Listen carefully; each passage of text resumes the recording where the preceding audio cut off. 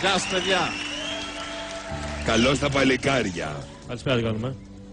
Καλησπέρα σας. Χαίρομαι πάρα πολύ που επιτέλους έχουμε δύο ανθρώπους της τέχνης. Προφανώς θα μας παίξει το πιάνο. Καταλάβατε λόγω του πιάνου. Μα είναι... Όχι, είναι εντυμένοι σαν να πηγαίνουν σε μια συναυλία. Χαίρομαι πάρα πολύ που ήρθατε. Τι θα μας παίξετε σήμερα?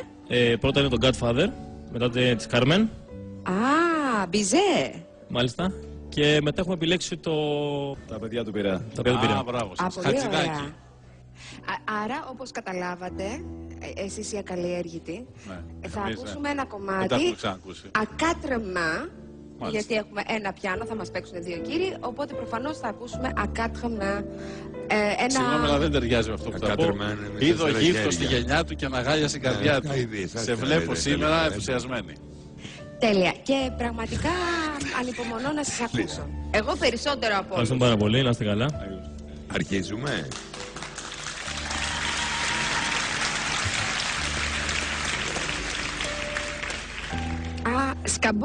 Σκαμπό, δεν έχετε φέρει σκαμπό? Χωρίς σκαμπό. Στα όρθια. Άσκαμπο.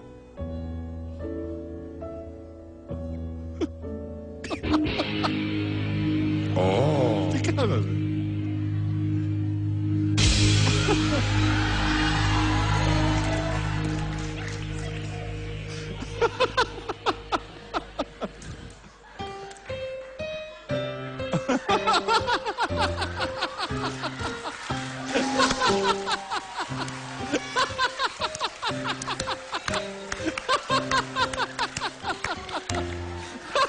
Του φύγε του αριστερού λίγο.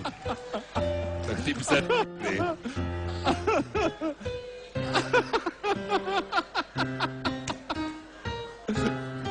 Ευγενία, δεν σε πήγε σήμερα. Ναι.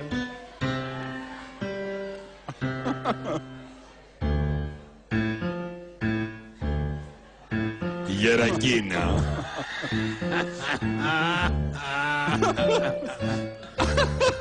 Χορεύεται.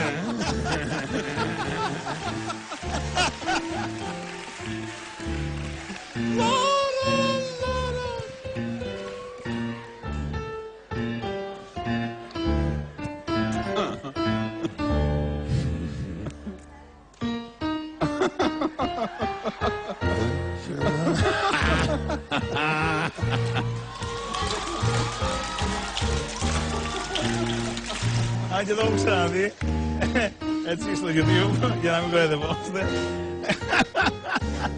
Πολύ καλό και εδώ.